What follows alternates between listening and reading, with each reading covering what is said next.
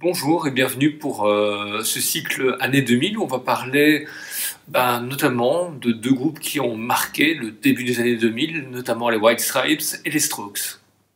Bonjour tout le monde, eh bien oui, aujourd'hui nous allons vous parler de deux groupes qui ont marqué les années 2000, les White Stripes et les Strokes.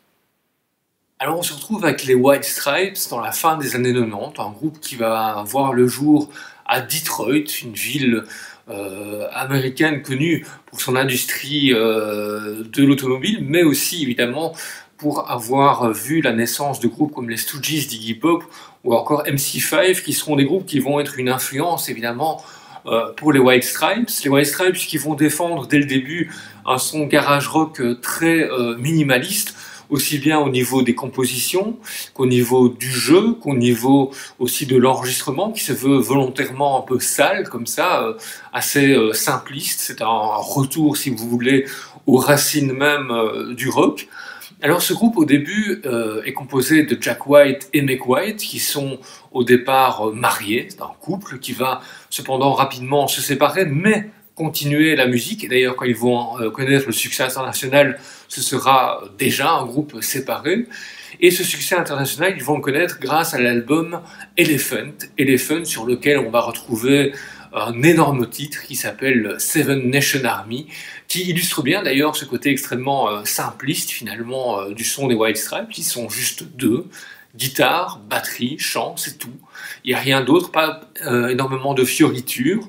C'est un groupe qui va vouloir en fait, avec ce morceau Seven Nation Army, quelque part faire référence à une vieille croyance en fait du guitariste chanteur Jack White, qui quand il était petit pensait que la Salvation Army, donc l'armée du salut, s'appelait en fait la Seven Nation Army. Donc voilà, il ne comprenait pas très bien le mot Salvation, et donc c'est devenu dans sa tête le Seven Nation Army, qu'il a gardé évidemment bien plus tard pour la création de ce tube qui va évidemment résonner beaucoup dans les années 2000, être une source d'influence. Alors, en groupe, finalement, White Stripes, qui, comme je vous l'ai dit, va garder ce côté extrêmement roots, extrêmement simpliste, aussi bien au niveau aussi de sa représentation, puisqu'en fait, ils vont jouer beaucoup sur le côté rouge et blanc, les White Stripes, les lignes blanches. Il y a aussi un côté noir, donc il y a trois couleurs qu'on voit en fait qui sont réutilisées dans chacun des albums. Chaque fois, ils réutilisent ces trois couleurs. Ils vont évidemment beaucoup jouer évidemment sur les vêtements et sur l'attitude sur scène aussi. On les verra jouer beaucoup avec ces couleurs. Et ce côté minimaliste, eh bien, Pierre, on le retrouve évidemment aussi en studio. Eh bien oui, Laurent, donc on peut parler des White Stripes en studio.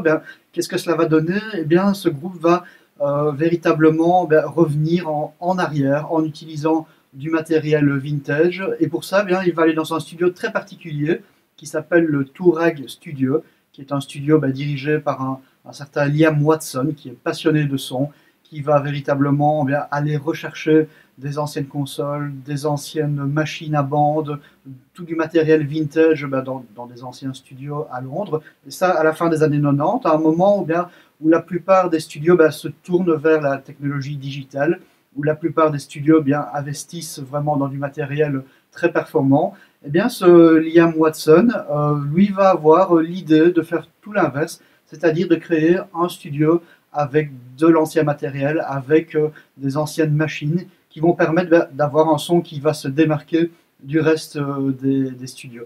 Et il va avoir la chance, il va avoir la possibilité de travailler avec les White Stripes et évidemment de faire cet album assez incroyable qui va véritablement lancer et les White Stripes et son studio. Et pour ce faire, ce Liam Watson va travailler vraiment à l'ancienne. C'est un passionné de son. Il veut faire vraiment très peu au niveau du mixage, mais il va s'attacher surtout à la prise de son, donc comment obtenir véritablement le meilleur son dès le départ. Et donc il va travailler avec ses machines, avec ses vieilles consoles. Il va notamment racheter une ancienne console des studios EMI, les studios Abbey Road. Il va racheter une console à lampe. Il va avoir différents types de matériel. Le matériel va s'étoffer au fur et à mesure des années. Il va notamment utiliser un petit micro à boule qui va probablement donner le nom à cette chanson Balls and Biscuits qu'on retrouve sur cet album.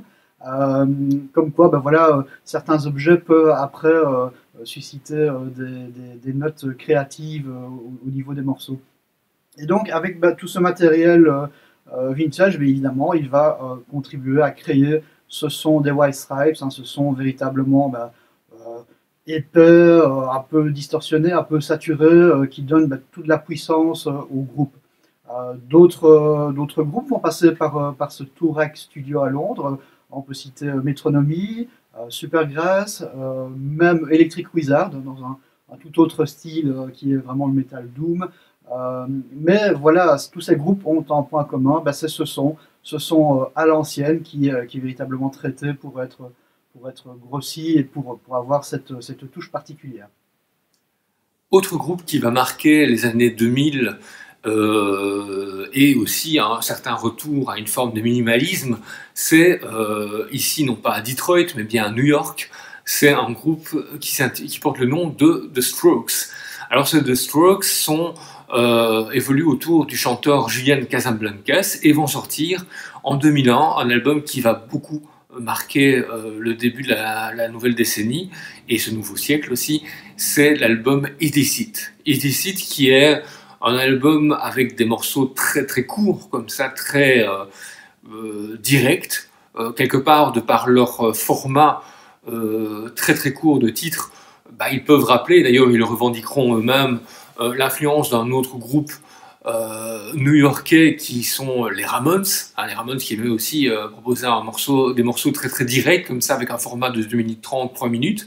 Ce sera une des influences évidemment des Strokes, mais autre influence new-yorkaise de ce groupe, influence qu'ils ne cacheront pas du tout et qu'ils vont revendiquer à chaque interview dans les magazines, ce sera l'influence évidemment du Velvet Underground et principalement de l'écriture de Lou Reed, puisque finalement les Strokes parlent des soirées new-yorkaises, aussi ils parlent des relations amoureuses, parfois réussies, parfois difficiles, de la fête, du fait de sortir la nuit, tout ça voilà, fait partie de ce qu'on retrouve en fait dans cet album Illicit, qui va évidemment très très bien fonctionner à l'époque et quelque part être une source d'influence pour de nombreux groupes des années 2000 qui vont après revendiquer l'influence de ces Strokes et quelque part d'une certaine façon copier un peu le son Strokes et le dupliquer tout au long des années 2000. Mais les Strokes, c'est aussi un travail en studio, un travail finalement aussi qui se marque par un retour aux racines, avec le travail notamment avec un producteur qui est totalement inconnu et qui va aider les Strokes à travailler en studio, comme Pierre nous l'explique tout de suite. Alors oui, Laurent, vous dire 2 mots à propos des Strokes, ce groupe américain qui va faire un retour un peu vers ce son assez dépouillé, ce son rock de base en fait, quelque chose qui est plus punk, qui est un peu garage. Et pour ce faire, ils vont travailler avec un producteur tout à fait inconnu, un certain Gordon Raphael, qui a un petit studio à New York. Ce Gordon Raphael entend dire que les Strokes cherchent un producteur et il va les rencontrer et commencer à travailler avec eux en enregistrant une série de démos. Ils vont apprendre à travailler ensemble et avec très peu de matériel finalement. C'est ce qui va faire aussi ce retour à quelque chose de plus essentiel chez les Strokes au niveau rock. Parce que voilà, les besoins ne sont pas énormes non plus et le producteur en question, Gordon Raphael, va travailler avec très peu de choses, avec des micros finalement très simples, avec à l'époque un Pro Tools très, très basique, parce que finalement c'est quand même enregistré de manière digitale, mais avec ce sens de la recherche, avec cette idée qu'on va essayer de trouver vraiment la meilleure position par exemple pour les micros, et surtout finalement un dialogue très important entre le groupe, entre les membres du groupe et l'ingénieur du son, producteur.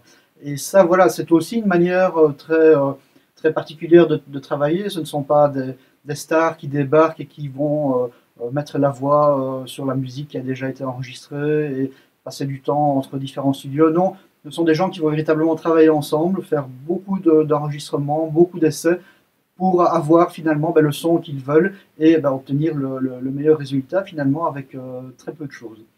Donc voilà, je vous souhaite une très bonne journée et on se retrouve la semaine prochaine pour d'autres aventures musicales dans les années 2000. On va continuer la semaine prochaine notre tour d'horizon des années 2000 avec un zoom particulier sur le groupe Radiohead et sur le groupe Muse qui, évidemment, sont nés dans les années 90 mais vont vraiment rayonner dans les années 2000 avec quelque part des débuts assez similaires au niveau du son et puis vous allez le voir, notamment dans le cas de Radiohead, des choses qui vont pas mal évoluer et un tournant qui va devenir pour Radiohead de plus en plus électronique. On vous en parle la semaine prochaine.